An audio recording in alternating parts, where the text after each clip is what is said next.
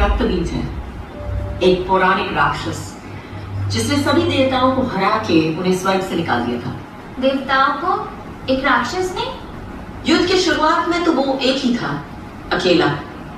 लेकिन जब देवता उस पर हमला करते और उसका रक्त जमीन पर गिरता, तब उसके रक्त की हर बूंद से एक नया राक्षस पैदा हो जाता था। रक्त बीज का रक्त गिरता रहा और राक्षस बढ़ते गए और उसकी एक आर्मी सी बन गई। आगे क्या हुआ मैम? फिर देवता चले गए माँ पार्वती के पास मदद मांगने।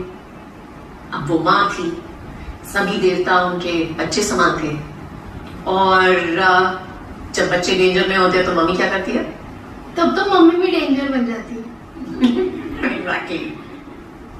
तो गुस्से में माँ पार्वती बन गई माँ काली, डेंजरस, पावरफुल, और उन्होंने शक्ति माँ के साथ मिलकर रक्त बीज पे हमला कर दिया। माँ काली अपने खड़ग से रक्त बीज को काटती और इससे पहले कि उसका रक्त जमीन पर गिरता, अपनी जीभ से उसे हर लेती।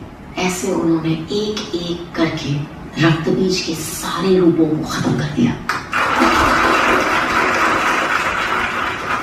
Thank you so much. चले बच्चों, follow me.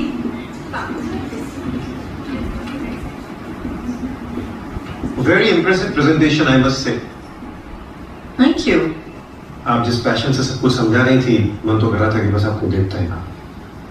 भाई जब यार शुभम को Dasgupta. Nice to meet you, Mr. Dasgupta. लेकिन अगर आपकी बीवी को पता चल गया कि आप मेरे साथ ऐसे फ्लर्ट कर रहे हैं, तो क्या कहेंगी?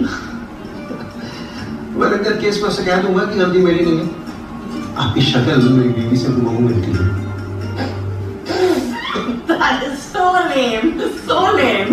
कहाँ है श्वेता, कहाँ है?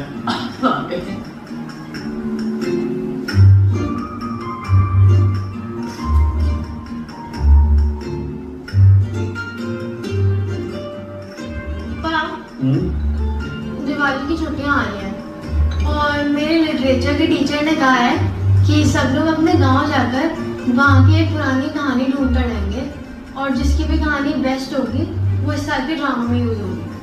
You just made that up, didn't you? You can call the teacher.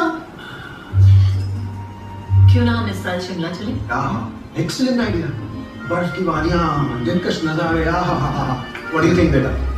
जाने दो यार बा, आप फिर से टॉपिक घुमा रहे हैं। आपको पता है मैं कहाँ जाना चाहती हूँ। बेटा चौंदरपुर में इधर ही पुराने जमाने में अटका हुआ है, ना नेटवर्क है ना इंटरनेट। Exactly. हाँ, 2 दिन में बोल जाओगे तुम।